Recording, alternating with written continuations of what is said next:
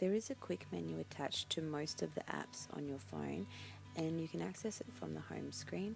All you have to do is hard press on any of the app icons, and if this feature is available, a short list will pop up, and there you can jump straight into some of the most used parts of the app.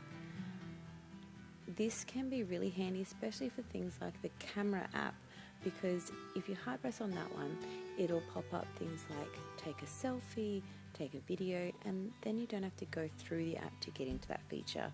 You can just literally jump straight into take a selfie, and the camera will automatically be the face front camera, and then all you have to do is snap the photo.